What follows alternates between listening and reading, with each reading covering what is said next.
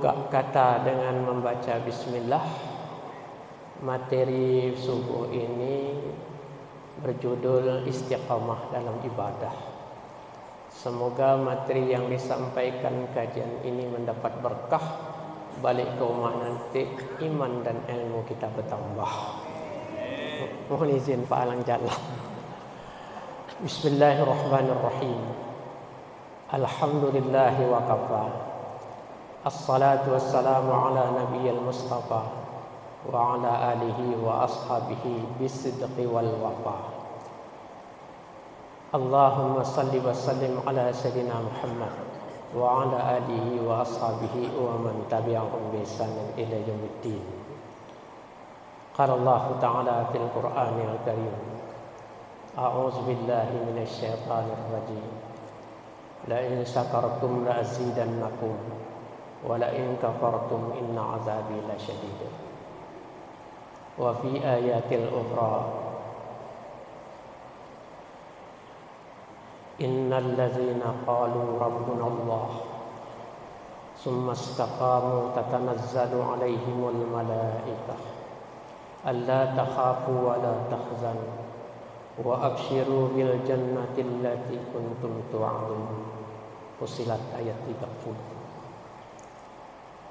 Hadirin wal hadirah jamaah salat subuh yang berbahagia, wabil khusus ayahanda kami Ketua Umum Pengurus Masjid Agung Al-Ikhlas beserta seluruh jajarannya.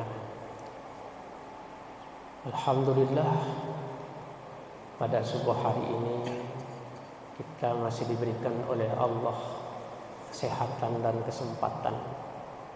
Dari dua nikmat itu, maka kita wujudkan dapat melakukan suatu ibadah kepada Allah dengan menjalankannya dengan penuh khusyuk dan harap kepada Allah. Semoga apa yang kita lakukan pada hari ini akan mendapatkan ridha dari Allah Subhanahu wa taala. Salawat dan salam senantiasa terlimpah dan tercurah kepada penghulu alam Nabi Agung Muhammad sallallahu alaihi wasallam beserta ahli keluarga, sahabat-sahabat serta pengikutnya ila yaumil qiyamah. Dalam salah satu tulisan, ulama mendefinisikan tentang masalah istiqamah ini Bapak Ibu, yaitu oleh Hasan Al-Haibawi, bermakna bahwa tulisan itu bahwa istiqamah ini membuat atau melakukan suatu perjanjian di alam arwah untuk secara teguh melakukan aktivitas amal yang dapat selalu menghubungkan dia dengan Allah Subhanahu wa taala. Maka definisi yang singkat ini telah dijalankan oleh para pesalih dan orang-orang dulu dengan berpijak kepada Al-Quran surah Fussilat ayat 30 tadi. Istiqamah adalah suatu kegiatan ataupun pelaksanaan amal yang mana banyak para ulama, orang-orang yang telah menjalankan ibadah kepada Allah dengan khusyuk dan yakin bahwa sebagai wasilah dan perantara amal yang dilakukannya akan mendapatkan suatu kebaikan setelah dia menikmati hasil apa yang ia kerjakan. Para sahabat Nabi ditanya oleh para sahabat tentang makna istiqamah. Dari 4 sahabat itu berbeda jawabannya, Pak. Abu Bakar Siddiq ditanya tentang masalah istiqamah. Lalu Abu Bakar berkata, senantiasa menjaga hal-hal yang berhubungan tentang kemusyrikan kita kepada Allah. Artinya tentang kesyirikan, tentang hal-hal yang merusak amal dan hubungan kita kepada Allah. Sahabat yang kedua, Umar bin Khattab, menjelaskan istiqamah itu dengan meyakini semua perintah-perintah Allah dilaksanakan dan meyakini semua larangan-larangan Allah ditinggalkan, dan senantiasa takwa puncak ketinggian itu untuk sekadar membentengi dari amal ibadah yang telah kita kerjakan. Utsman bin Affan mendefinisikan istiqamah cukup singkat, ikhlas. Ali bin Abi Thalib mendefinisikan ketika ditanya, mentaati perintah-perintah dan menjauhi semua larangan. Dari keempat sahabat ini memang berbeda dalam mendefinisikan istiqamah. Tapi kalau kita lihat dari hasil keempat ini, maka tidak ada lain adalah peneguhan secara yakin untuk melakukan amal ibadah kita kepada Allah. Ada beberapa ulama mendefinisikan bahwa istiqamah itu pertama taat dalam melakukan ibadah, yang kedua takwa untuk membentengi semua larangan-larangan Allah, yang ketiga syukur dalam pemberian Allah, dan yang keempat sabar untuk menggapai surga. Ada sebagian ulama lagi membagi bahwa istiqamah itu dibagi tiga, Bapak Ibu. Pertama, istiqamah dengan lisan. Kedua, istiqamah dengan hati. Dan ketiga, istiqamah dilakukan dengan perbuatan. Nah, apa kata para ulama dulu? Untuk mendapatkan 1000 karamah itu lebih mudah daripada untuk istiqamah dalam satu amalan. Hijrah, Bapak Ibu, memang mampu, tapi istiqamah dalam kita berhijrah itu perlu latihan. Maka Khalid Basalamah dan Reza Basalamah, untuk cara kita mengusung istiqamah ini ada 4, Bapak Ibu. Pertama, harus dipaksa. Ke masjid harus dipaksa, baca Quran harus dipaksa, berzikir harus dipaksa, apalagi bangun malam dipaksa, berbuat kebaikan dipaksa dulu, Pak. Karena hal ini pernah terbukti secara ilmiah, dan profesor doktor telah membuktikan hal ini memang awalnya harus dipaksa dulu, Pak. Pernah konsultasi dengan ulama, wahai Pak Kiai, kalau dilihat korban Pak Kiai ini hampir seperti kipas angin besarnya. Lalu kalau bangun malamnya, apakah perlu lagi lah dipaksa? Dipaksa. Karena yang datang itu setannya macam sorban saya, gak besarnya. Benar juga ya Pak Lang. Kalau macam kita kucing kurap ni, setan kucing kurap gam datangnya, disembolnya dengan liurnya, kita tuh tidur talentok ya. Tapi macam bapak-bapak mungkin 3 bintangnya itu setannya yang datang. Bagaimana membolak-balik. Udah kita pasang alarm tu je tak, letakkan di atas lemari, berbunyi alarm, alarm dimatikan, berbalik ke tempat tidur berkoroh, orang bangun azan subuh. Letakkan di kuping, matanya tetap berkoroh, tangan mematikan, tapi tetap tidur lagi kembali. Itu setan macam-macam lah cara dia menggoda kita itu. Mendapat alarm kita jauhkan sikit, Pak. Jadi begitu kita mematikan itu, langsung ke kamar mandi. Jangan berbalik lagi ke tempat itu. InsyaAllah azan subuh bangun lagi. Memang seperti itu, Pak. Ya. Dipaksa, Pak. Paksa. Datang ke sini aja kalau dah dipaksa, mana bisa. Naik ke tangga aja kalau dah dipaksa, berarti sembahyangnya di bawah. Memang harus dipaksa semua. Yang kedua, terasa, Pak. Tak rasa ngantuk, tak rasa lemah, tak rasa malas, tak rasa pegal, tak rasa bisa, tak rasa berterenyut. Semuanya terasa, Pak. Tapi yang ketiga kata beliau, terbiasa. Kalau dah terbiasa itu mudah. Dan yang keempatnya luar biasa. Apa rasanya bangun malam, Pak? Luar biasa. Apanya bangun baca Quran, Pak? Luar biasa. Jadi luar biasa itu memang sudah peningkatan kata Pak Alang Jalal. Mengingat siswa yang luar biasa, luar biasa. Degil pun luar biasa. Jadi luar biasa ini sudah pemuncak rasanya itu ya. Makanya kalau para tabi'in bertanya, bagaimana antum bisa bangun malam secara istiqamah?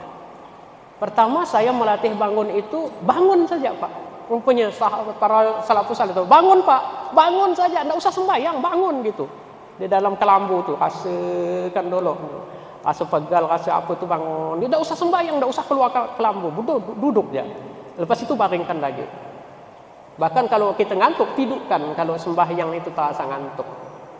Nah, setelah kedua, mulailah rasa bangun. Bangun ke kamar kecil, itu tidak usah ngambil uduk Pak, buang air kecil dulu, nanti masuk lagi tidur. Latihan bolak-balik itu. Yang ketiga, setelah buang air, ambil uduk. Tidak usah sembahyang Pak, ambil uduk dulu, baru tidur lagi. Nah, itu insyaAllah. Dan yang keempat, barulah mulai ngambil uduk, laksanakan dulu yang paling ringan kata Nabi. Jangan langsung digas 100 rakaat, insyaAllah semua hidup tidak sembahyang lagi. Ambil dua, yang paling ringan, bacaannya ringan, gerakannya ringan. Kalau memang terasa ngantuk Pak, tidurkan. Terciptalah 4 macam ini, dipaksa, terasa, terbiasa, dan luar biasa. Apapun, baca Quran dipaksa dulu awalnya, kalau tidak dipaksa berzikir. Ini konsep para ulama dulu yang telah membuktikan keberhasilan mereka sampai sudah tidak tidur lagi setiap malamnya. Nah, tidak salah kalau para ulama dulu mengatakan karamah bisa diambil dalam 1000 karamah itu bisa dapat dia Pak. Tetapi satu istiqamah kadang-kadang berat untuk mengambilkannya. Maka hari ini memang cambuk bagi saya nih. Kiai menulis judul gitu. Setidaknya bola ini kembali kepada saya kan gitu. Biasa setiap perbuatan itu ya Pak Alang Jalal ya, akan kembali kepada orang yang menyakapkan. Kalau tidak kata Pak Alang Jalal, lima taqulu nama taf'alun kabura maqtan indallahi an taqulu ma la taf'alun. Nanti itu ayat itu bolak-balik ke kita Pak ya. Nah, jadi maka istiqamah tadi. Jadi kata ulama, sebagian ulama berapat merumuskan istiqamah itu, pertama taat beribadah, yang kedua takwa sebagai benteng hidup, yang ketiga syukur nikmat dalam mensyukuri pemberian Allah, yang keempat sabar untuk menggapai surga. Jalan istiqamah. Memang asik Pak. Istiqamah, beruntunglah istri si bapak ini kalau ada yang namanya istiqamah. ada nama ibu-ibu istiqamah itu. Walaupun dia tidak melaksanakan, namun nama saja sudah cukup. Belajar dulu nama ya begitu ya. Ini salah satu konsep. Nah, Bapak Ibu yang dimuliakan Allah, untuk apa perlunya istiqamah? Untuk merasakan buah dari hasil Pak. Dari hasil kita menjajak mulai daripada pelaksanaan awal. Saya pernah ditegur Pak Alang Jalal tentang masalah inul waktu yang masih tenang dengan goyang ngebornya itu. Dia tanya, Pak Ustadz, macam mana dia hebat macam gitu? Nih, tanya dia, kalau dia mulai ngebor tu 30 tahun dia buat bisa ngebor sampai tembus kayu yang dibor tu. Nenek mau mulai hari ini, insya-Allah besok ke tukang urut. Kenapa? Tulang belulang bakal patah. Nah, mereka yang mengebor itu, menggoyangkan itu latihannya 40-an tahun. Sama macam kita. Cara bolak-balik ke masjid itu puluhan tahun melatih itu. Maka istiqamah itulah yang diberikan dalam agama untuk kita secara kontinu dalam melaksanakan amal ibadah kita kepada Allah Subhanahu wa taala. Nah, pada subuh hari ini saya akan menampilkan 2 sahabat dan satu inspiratif, salah satu kasus yang terjadi di Riyadh. Yang pertama, Abdullah Ummi Maktum. Ini sahabat Nabi dari kecil itu sudah matanya buta Pak. Kalau bolak ke masjid bolak-balik itu dia bertongkat setiap hari bolak-balik. Lalu Pada suatu hari, karena dia tidak ada yang memopoh ke masjid, udahlah buta, gelap lagi, dia bertanya kepada Rasulullah. Tapi dia istiqamah, Pak. Salah satu sahabat yang ditampilkan dalam istiqamah itu dan ahli surga. Ya Rasulullah, aku ni buta. Kalau bolak-balik ke masjid dari rumah itu cukup repot lah kalau subuh apa itu. Karena rasanya tu mau menuju ke masjid mata yang buta gini mah sulit. Apa lagi yang celik je ada sempat pergi ke masjid, apa lagi yang buta. Ya kata Rasulullah, kalau itu alasanmu saya terima. Tapi kata Rasulullah, ketika Bilal azan kedengaran tak? Kedengaran. Udah masih jalan. Akhirnya Pak, pada suatu hari Umi Maktum tu Pak tersungkur ke batu, pecah keningnya Pak. Ininya sampai menyembur darah. Lalu dibawalah dalam keadaan berdarah itu salat subuhnya ke masjid. Besoknya waktu dia mau pergi ke masjid Pak, dipegang oleh seorang pemuda. Pemuda heran, setiap subuh Pak, pemuda itu bawa. Lalu Abdullah Maktum itu memberikan doa kepada pemuda tadi. Mudah-mudahlah engkau tetap senantiasa istiqamah, kata Umi Maktum. Kata pemuda tadi, Bapak jangan doakan saya, jangan doakan. Terkejut Abdullah Maktum ini, terkejut, mengapa pula kita mendoakan tidak mau? Saudara tahu tak bahwa saya ini adalah iblis? Ya Allah, baik mana perilaku iblis ini, setiap subuh mengantarkan saya ke sana. Lalu saya mau tahu mengapa ente terlalu baik dengan saya, padahal ente kan mengurus orang yang tidur jangan sampai bangun salat subuh. Kata, saya lihat di Lauhil Mahfuz catatan saya, catatan Allah katanya. Ketika ente jatuh, kata iblis tadi Pak, pecah ininya Pak. Itu setengah Pak, dosen itu sudah terangkat. Allah. Wan kita bah besok ada game sampai mati dak turun game. Sudah setengah. Yang kutakutkan, maka aku setiap subuh ngantar kau ke masjid ini, takut setengah lagi amal buruk kau tu diangkat Allah, maka aku setiap hari kupupuh kau supaya kau jangan jatuh. Katanya, oh kesian lah gitu. Subhanallah. Nah itu satu. Orang yang sudah istiqamah Pak ya, istiqamah. Yang kedua, keluarga Ammar bin Yasir Pak, Ammar bin Yasir dan Sumayyah. Ini penyiksaan jahiliyah pada saat itu. Kaum Abu Jahal itu luar biasa Pak. Belum pernah Rasulullah melihat kemarahannya pada saat sahabat dia sedang diseksa itu Pak. Tidak mampu melihat penyiksaan itu Pak. Ya Allah, ditelanjangkan, diseret, dicambuk, diberi besi panas. Lalu Rasulullah menyempatkan untuk bersiraturahim kepada Ammar bin Yasir dan keluarganya. Bagaimana keadaan kamu hari ini? Ya Rasulullah, rasanya sudah tidak kuat lagi. Penderitaan kami yang disiksa oleh majikan-majikan itu. Tapi istiqamahnya luar biasa. Rasulullah mengeluarkan kata-kata dan sangat marah. Rasulullah itu kelihatan marah itu tidak nampak Pak. Tapi pada saat itu Rasulullah geram benar. Wahai keluarga Ammar bin Yasir, ketahuilah Allah sudah menghadiahkan keluarga kita ini surga pada terpampang di sana. Dibayangkan Pak. Mendengar itu penglihatan, apa kata keluarga Ammar bin Yasir? Mudah-mudahan lebih kuat lagi dia menyeksa kami. Luar biasa ya. Luar biasa. Nah, itu dua sahabat yang istiqomahnya tuh Pak sampai wafat dan menjadi ahli surga Allah. Yang ketiga, sahabat Bilal habis salat subuh Rasulullah duduk. Wahai Bilal, apa yang kau lakukan di dalam Islam ini selama engkau beribadah kepada Allah? Ketika saya Isra dan Mi'raj mendengar bunyi sendal kau di dalam surga, pada kedengaran, apa amalan kau ini? Kata Bilal menjawab, tidak ada lain ya Rasulullah. Ketika saya dalam keadaan berhadas, baik berhadas besar, hadas kecil, mandi. Setelah itu saya beruduk. Kemudian setelah beruduk saya melakukan salat 2 rakaat. Begitulah pekerjaan saya ya Rasulullah. Batal beruduk salat lagi, batal beruduk salat lagi, batal beruduk salat lagi. Tapi sudah istiqamah Pak. Saya dah cuba gak itu. satu hari, sebulan berhenti. Sebulan, setahun Pak tak sembahyang.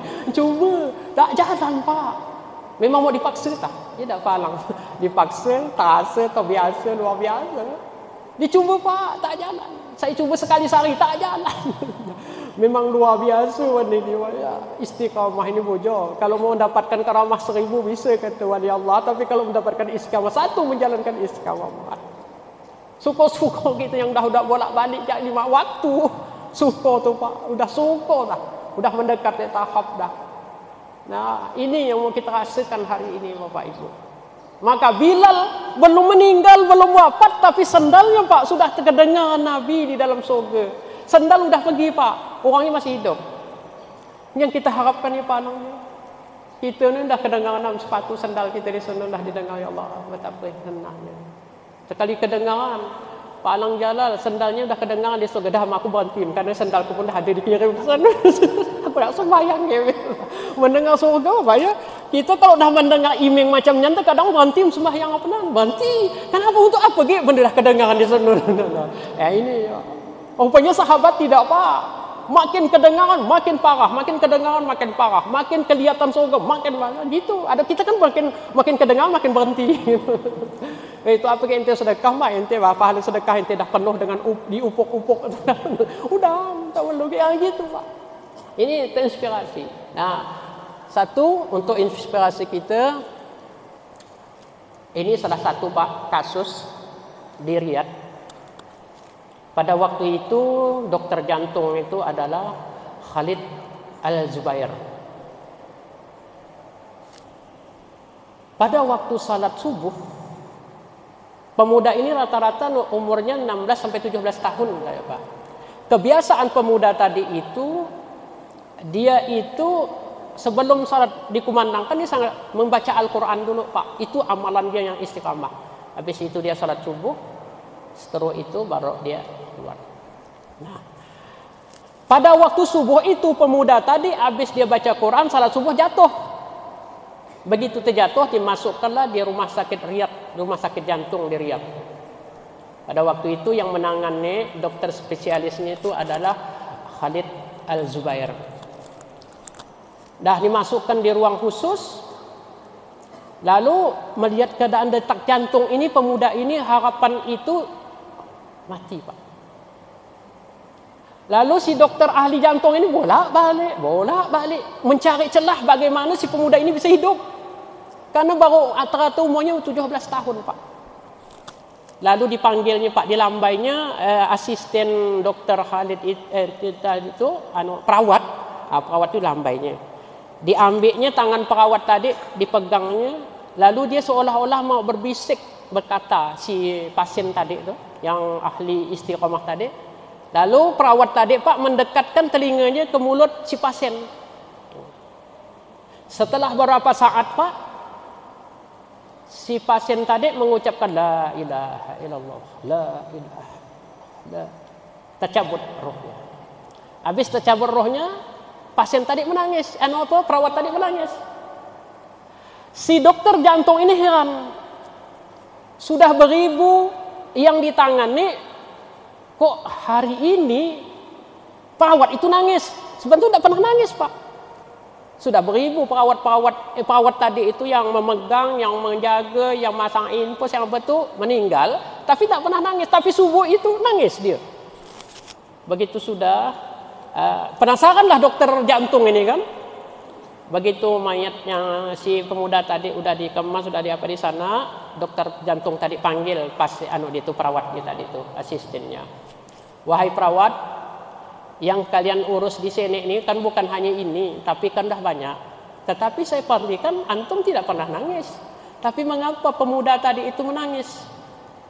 Tolong ceritakan dengan saya. Itu inspirasi gitu Pak.